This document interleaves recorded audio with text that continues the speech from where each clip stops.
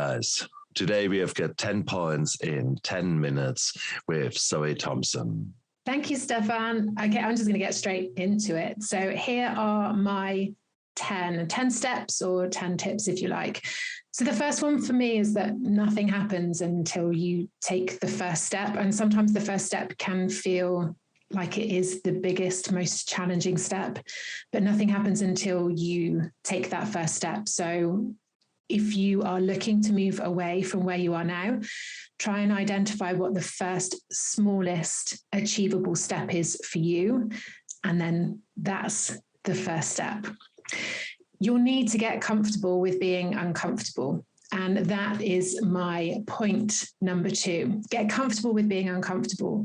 The more you can get used to that feeling, the more you can get used to how that feels of being outside of that comfort zone, the more steps you'll take that take you further away from the comfort zone, and the more that comfort zone is going to grow. So get comfortable with that feeling, those feelings of nerves. Try and find and see them as feelings of excitement. Find out what you're getting excited about just as much as what you're nervous about. Point number 3 is to focus your energy and attention on what is in your control and what you can influence. So much of the time we spend our time focusing our energy and our attention into things that we have absolutely no control over. So bring your attention, bring your focus, bring all of your energy into the things that are in that circle of control, in that area that you can influence. And then all of your efforts and your energies are going to have an impact because they are things that you can control and they are things that you can influence. And there'll be some things that you can't, and that's okay, because eventually things will change and things will happen that will move more things into that circle of control. And that's where you can keep your focus. And as things move into that circle, then you'll be able to take action there as well. Point number 4 is to find the positive in every situation.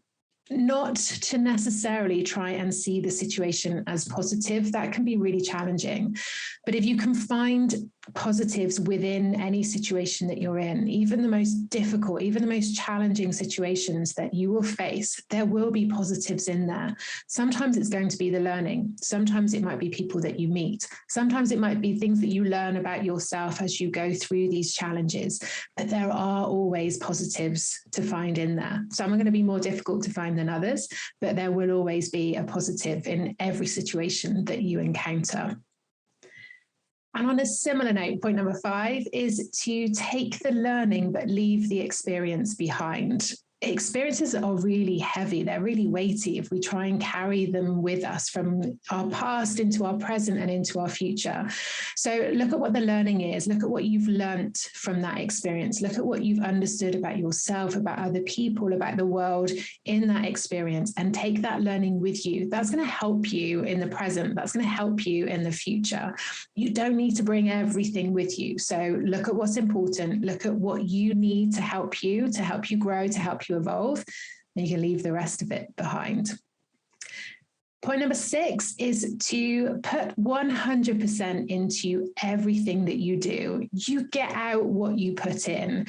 And it's really easy through fear to hold ourselves back a little bit, to just kind of edge into it and not give it everything.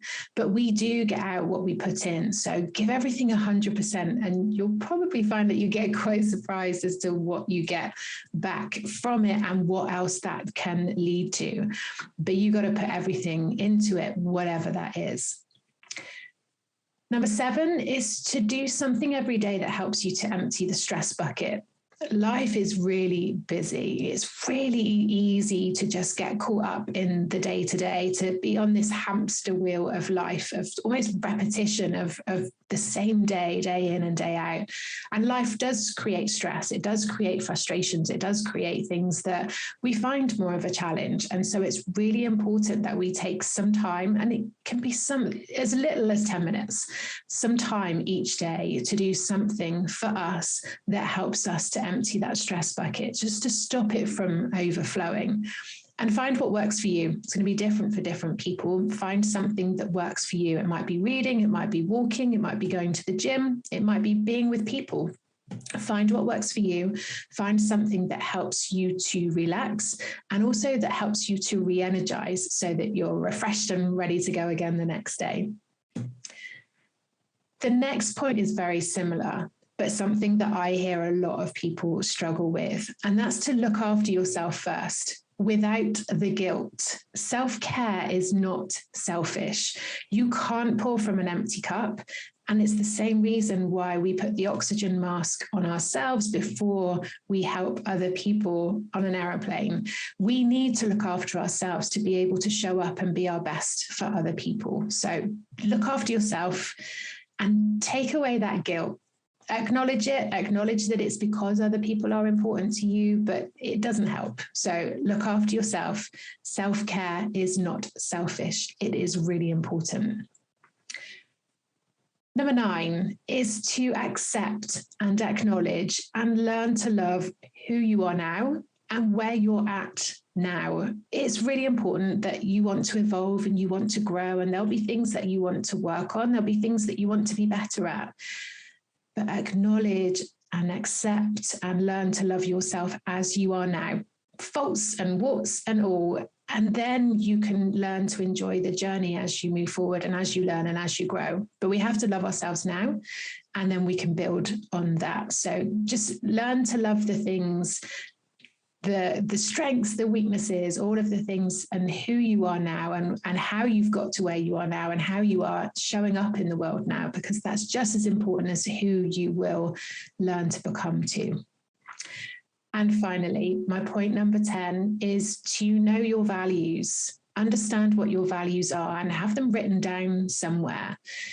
Check in that your actions and the decisions that you make in life align with those values and the things that are important to you. So often we can feel lost and frustrated or stuck and overwhelmed. And it's not because of anything that is necessarily happening to us. Sometimes it's that life is out of alignment with the things that are important to us, our values, our purpose, the things that we need. So our emotional and psychological needs that we have as humans, that it's really important that we meet those, but we have to know what they are so that we can make decisions and we can take action that align in it. Those are my top 10. Thank you for listening in. And that was 10 points in 10 minutes with Zoe Thompson.